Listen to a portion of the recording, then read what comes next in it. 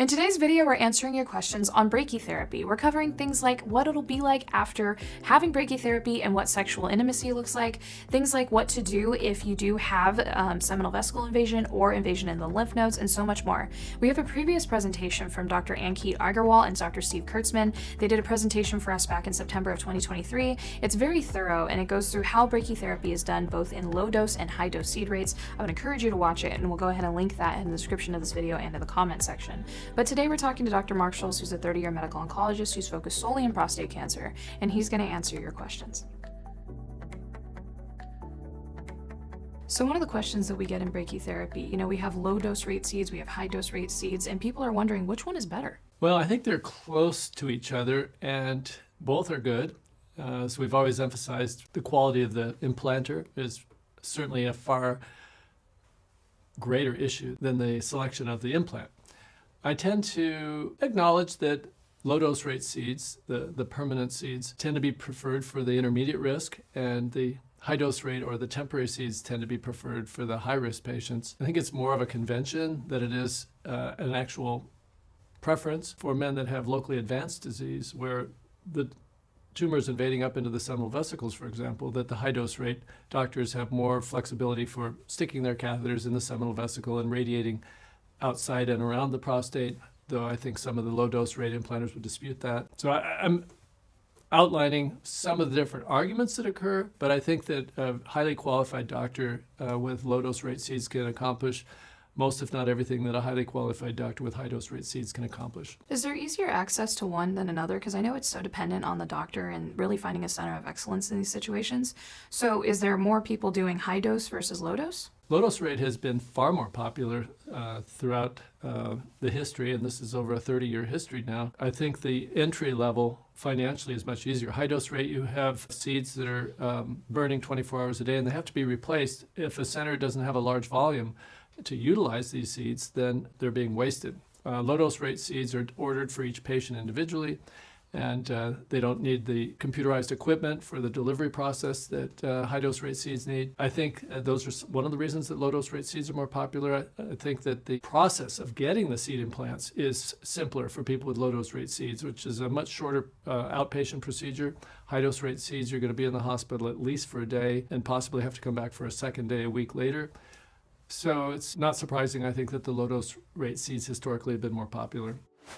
If you want your questions answered in person by world-renowned experts and be able to get multiple opinions all at once, our conference is a great place to do that. You can learn more at pcri.org and sign up there. Now, if you would like to donate to PCRI, you could also do so at pcri.org/donate. And please click that subscribe button, because when you do this, it tells the YouTube algorithm that this video is helpful for you, and it'll push our videos out to other people who need help. And so clicking that subscribe button is a great way to support us. Now back to my conversation with Dr. Schules. So when it comes to side effects, are there more side effects with high dose? When we think about high dose versus low dose, you hear the word high, so you'd think there's more radiation, it's maybe a larger field, and would there be more side effects and more opportunity for it to hit healthy tissue? The answer to that is an unequivocal no. I think that the side effects are dependent on the skill and the quality of the implanter, to a small degree perhaps upon the biological makeup of the patient, and then the size of the prostate and the size of the tumor.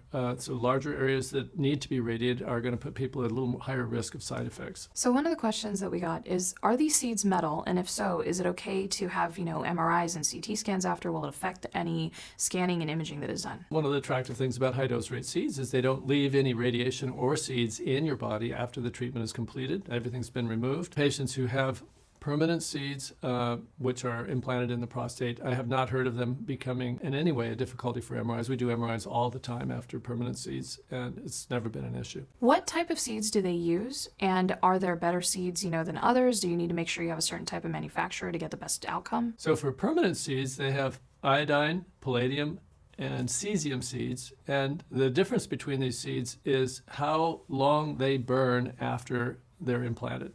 Iodine burned the longest, and those were the original seeds that were used at the inception of seed implant therapy close to 30 years ago. Palladium seeds came along next, and cesium seeds, which burned the fastest, were the ones that came out on the market more recently. I don't see a big difference between these different products. It's the familiarity of the doctor with the seed implant and how to utilize these different time periods, shorter, more intense period with cesium, lower dose exposure with the iodine seeds and the palladium in between. And doctors who are doing seed implants typically use just one of these isotopes to be familiar and expert in using that particular isotope. I don't select doctors on the basis of what isotope they use. I select doctors on the basis of their outcomes. So this next person was wondering, is brachytherapy really the best way to preserve, function when it comes to urinary function? Because they're really concerned about that specifically. They want to protect the urethra, and they're going, is low dose better? Is high dose better? Is this really the best radiation for me because of that, wanting to protect that area? I think their concern is very appropriate in that aside from the side effects of erectile dysfunction, which are a real problem with any kind of radiation, the next level of concern is damage to the urethra and long-term urinary side effects. The third issue that used to be a bigger issue was damage to the rectal wall, which is right next to the prostate, leading to long-term proctitis or inflammation of the rectal wall. That's been mostly circumvented with these gel implants. Urethral issues, especially the lingering ones, which are a major concern with any type of radiation, are dependent on the skill of the implanter and also the biology of the patient. Some patients, a small percentage apparently, are more predisposed to poor recovery from the radiation exposure and lingering long-term discomfort, urinary frequency, pretty much the one issue, the long-term issue, apart from erectile dysfunction, that we are concerned about. But I can't point to one type of radiation that is less likely to create problems. It's more an issue of the skill of the doctor in modulating the amount of exposure that the urethra will experience in that unique individual. This is a skill, and the doctors who are doing these implants are highly aware of the urethra, where it's located, and what kind of exposure will be tolerable. So you mentioned the genetic makeup of a patient and whether or not they would experience more side effects or less side effects. We see that Prostox is on the market for radiation side effects. Is that also covered within brachytherapy? Unfortunately not. So the Miradex company, which has come up with these genetic assays to determine who's going to do better with short-term beam irradiation or long-term beam irradiation, haven't been compiled yet for brachytherapy. So this was a discussion that I saw in the comments section. There was a patient who posted that he wasn't expecting to lose his ability to orgasm with having brachytherapy. And he's wondering, he's 10 days out of the procedure. He's wondering if this is going to be a permanent thing, and then what to do if it is. Well, that problem is usually associated with people that are on hormonal testosterone deprivation therapy, and very common for men to not be able to get excited enough to have orgasms. That problem usually reverses when the testosterone returns after the hormone treatment is stopped. Onset of a similar problem in someone who's not on hormone therapy, I haven't heard of that. When they're talking about inability to orgasm, they may be talking about dry orgasms because the prostate makes the fluid, and as treatment starts to gain traction against the cancer and against the prostate, men will develop dry orgasms. But the sensation of orgasms doesn't go away. It's just that there's no fluid. So I'm not sure specifically if they're talking about also being on hormone treatment or if they're talking about dry orgasms, but the inability to have orgasms after a seed implant is not a problem that I've run into. So we have a gleasonate patient who his doctor is suggesting, because he does have some pelvic lymph node invasion, he's saying, well, let's do the brachytherapy and do IMRT at the same time. And the patient's wondering, if he does the IMRT on top of the brachy, what percentage, survival rates does this increase? Is it going to be more successful, or is it really targeting the lymph nodes? Treating lymph nodes with brachytherapy is certainly not an option. And of course, leaving the lymph nodes untreated in my mind, is not an option. The IMRT component seems to be essential for this individual, that he would get his best chance for remission and cure by treating all the known disease. So you can't treat lymph nodes with brachytherapy? Technically you can, but the idea with any kind of lymph node disease is that what is being detected on the scans may only be the tip of the iceberg. There may be other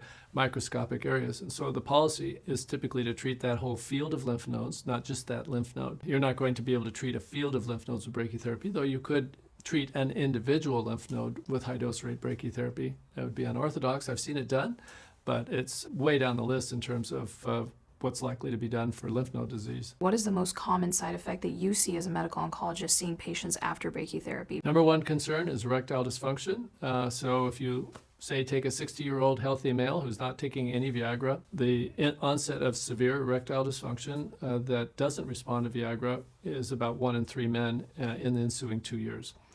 So the second most concerning problem is long-term urinary irritation, discomfort, frequency that lingers, and that occurs maybe in 3 or 4% of men, still ongoing more than a year after the implant. Do you see that brachytherapy is covered with most insurances? Yes, it's not in any way less likely to be covered than other forms of treatment like surgery or radiation. Is there a point where there's too much prostate cancer in the prostate and brachytherapy is just not an option and you just need to use the other measures that we talked about in previous questions like IMRT or beam radiation or hormone therapy? Well, hormone therapy I won't go into, but adding beam radiation therapy to permanent seeds has been a pretty much standard policy, and it's not at all uncommon to add beam radiation to high-dose rate brachytherapy. The policies, I think, were of doing that, of adding beam radiation, were mostly due to the desire of beam radiation doctors not to lose their hand in the whole process, and I think there are some actually profit motives that drive that. But the idea that you can put a little wider margin around the prostate with beam radiation is theoretically true. The fact that there's a lot of studies looking at permanent seed radiation with beam radiation, far more studies than have looked at just seed radiation as a standalone. All these things because doctors like to do what's been done and be safe and mainstream with their actions, lead people to often think of, with high-risk patients, of adding beam radiation over the top of the seed radiation. Whether that's truly necessary in the hands of a truly superb seed implanter, I'm not convinced, but I would say that the policies that are ongoing in most typical throughout the United States are to add beam radiation in high-risk patients on top of the seed implant. As I mentioned in my intro, a great presentation if you want to learn more about brachytherapy is by Dr. Ankit Agarwal and Dr. Steve Kurtzman. They are experts in this field. They've done thousands of these procedures, and they go through the ins and outs of low-dose and high-dose brachytherapy. So if you want more information or you're looking at brachytherapy as an option, that's a great presentation, and we'll link it in not only the description but in the comment section because I want to make sure it's very easily accessible to you. Now, thank you so much for leaving your comments and your questions. This is the way that we develop a lot of our content. So if you have more questions or comments or things that you just want clarity on and you would like Dr. Schules to answer, you can go ahead and leave them in the comment section below this video or on any of our other videos. We really appreciate it. Now, in any situation, whether it's brachytherapy or any other forms of radiation, hormone therapy, quality of life is so important. So if you're going to these doctor's appointments and you're talking about treatments like brachytherapy, bring up your concerns ahead of time. Ask them and say, I want to preserve my quality of life. I want to preserve my sexuality. I want to preserve my urinary function. What is the best way to do that? How can I do that? And if I can't, is there anything that I can do to mitigate it? Is there anything I can do before or after? And just get real clarity on what to expect and get vocal about what your concerns are. Maybe bring someone with you to these appointments. It's important that you advocate for yourself, you get your questions answered, and that you really find out the ins and outs of what you're looking at after the operation is done. Sometimes at-home care or just even simple little things that you can do at home just to take care of yourself after a procedure can just make a world of difference. So even asking the nursing teams and maybe the office staff, just ask the questions and see what their answers are. You'll never know the information that you pick up. And also another thing that's really helpful is reading on forums like Health Unlocked or reading doctors' reviews and just seeing what patients are saying about the specific, either the doctor that you're, looking to have the procedure done by or the office or even just the procedure itself. It's just a great way to attain information over time and build up your knowledge so that you can walk in with confidence, knowing what is going to happen and knowing the side effects, what to expect. All of this just helps your mental health, emotional health, and your healing process after the procedure. Now, if you would like help with your specific case, you can contact our helpline at pcri.org/helpline. These are prostate cancer patients who have a wealth of information. It's just a great way to build up your education and empower yourself with information over time. And if you'd like more information in general, you can subscribe to our YouTube channel because we come out with new prostate cancer videos every week. Please reach out to us if you need help, and most of all, remember, you're not alone.